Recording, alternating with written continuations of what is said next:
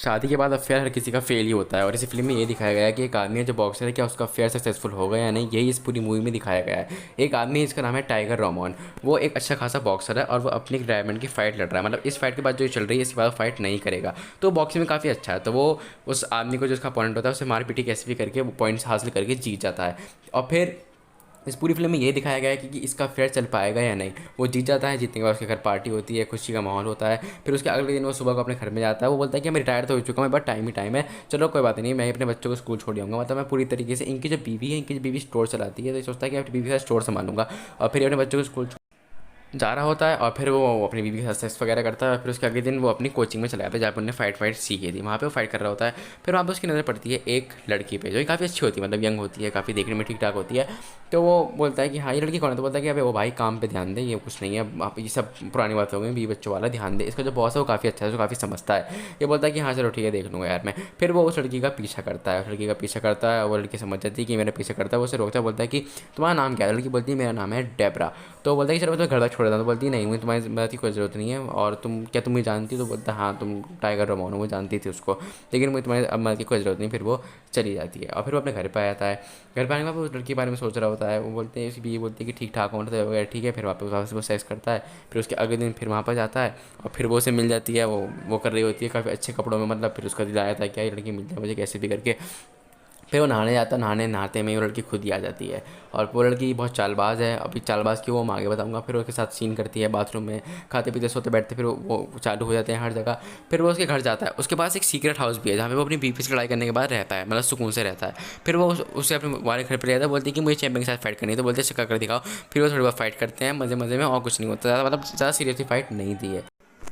फिर जब अपने घर पे आता है, फिर भी ये पूछते हैं कि तुम मतलब रात भर कहाँ पे थे, मतलब क्योंकि वो रात भर घर पे आया नहीं, तब अपने के साथ रह रहा था, खेल रहा था। फिर उसकी बीवी पूछती है तुम रात भर अपने कहाँ थे। तो बोलता है कि मैं ऐसे किसी होटल में रुक गया था, इस वजह से कोई दिक्कत वाली बात नहीं है। इसी बीवी से पूछती है, तब उसको ज़्यादा शक नहीं होता है। लेकिन फिर ये और ज़्यादा रहने लगता है। फिर एक दिन वो उसके घर पर आती है, मतलब इसके घर पर, इसके जो सीक्रेट हाउस है वहाँ पर आती है। वहाँ पे ये बहुत ज़्यादा मतलब एक्सट्रीम हो जाते हैं, वहाँ बहुत ज़्यादा ये लोग करते हैं। फिर रोमन सोचता है कि अगर मैं घर पर रहने लगा और स्टोर संभालने लगा तो मेरा तो काम हो नहीं पाएगा। तो वो अपने बॉस के पास जाता है, वो कहता है कि मैं अभी फाइट जारी रखना चाहता हूँ। तो वो हंसता है, बोलता है कि भाई तेरी उम्र हो चुकी है, और जब जो है ना वर्ल्ड जो हेवीवेट चैंपियन जो है वो एक जवान लड़का है। तो बोलता है कि सब नौ सीखा है, मैंने अभी भी हरा सकता हूँ, मैं इतना बड़ा नहीं हुआ हूँ।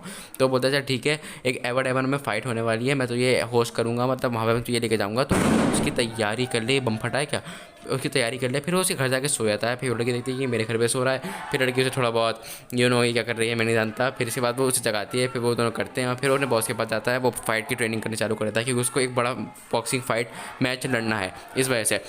फिर वो बोलता है कि क्या मेरी एक शर्त है। वो बोलता है क्या कि इस लड़की को भी लड़ा लो। वो बोलती है कि ये लड़की कौन है। तो बोलता है मेरी दोस्त है, इसको भी लड़ा लो, और इसकी फाइट मेरी फाइट से पहले रख देना। समझ गए लड़की चाल, समझ गए तुम, इसके साथ आके, ताकि ये आराम से फिर बॉक्सिंग में अपना करियर बना सके। फिर अपने घर पे आता है, उसकी बीवी कहती है कि तुम रात भर खाते। बोलता है मैं होटल में था। वो कहती है होटल में नहीं थे, तुम एक वैश्य के साथ में थे। वो ऐसा बोलती है। फिर दोनों की बहुत लड़ाई होती है।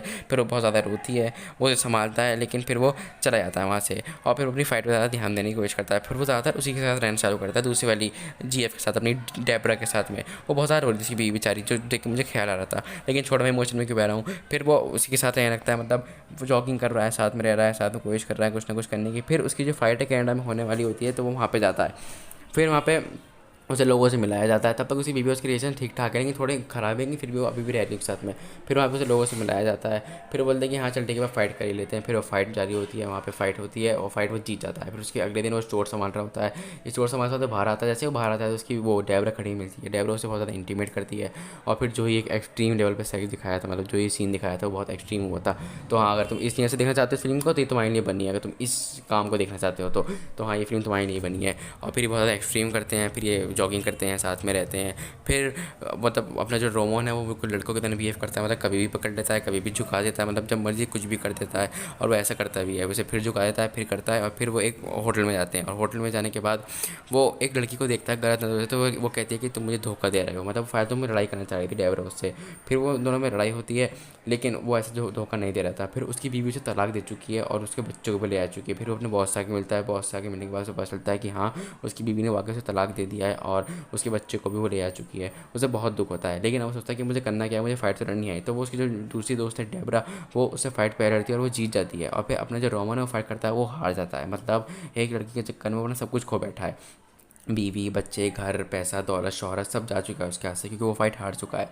और फिर इसके बाद उसे बहुत ज़्यादा गुस्सा आता है कि मतलब मैं क्या कर बैठा, फिर उसे बहुत ज़्यादा पछतावा भी होता है। पछतावा इस तरीके का होता है कि वो उसे पकड़ के ले जाता है डेबरा को और बोलता है कि मैं तुझसे शादी करूँगा और हमारा एक बेटा भी होगा, एक बेटी भी होगी। और फिर वो जाके उस क्लब में जो बॉस था उसको भी जाके मारता है, मतलब बहुत पिटाई करता है उसकी भी। और फिर एट द एंड वो उसे पकड़ के ले जाता है। और ले आने के बाद वो लड़की बोलती है मुझे माफ़ कर दो, मेरे से गलती हो गई। बोलता है नहीं, माफ़ नहीं करूँगा। लेकिन वो लड़की को माफ़ करके वो भाग जाती है लड़की, मतलब वहाँ से लड़की भाग जाती है। और लड़की जब भागती है फिर ये अपने घर पे आता है। घर पे आने के बाद घर पे कोई होता नहीं है, ये बहुत ज़्यादा रोता है, बहुत ज़्यादा पछताता है। मतलब इसका जो अफेयर था मेरी लाइफ से बर्बाद हो चुकी है और अभी अकेला है। और इसी के साथ ही फिल्म खत्म होती है। और फिल्म का नाम है tiger mouth blood in the mouth, जाके देख सकते हो, फ्रेंच मूवी है। और बहुत अच्छी वीडियो देखने के लिए।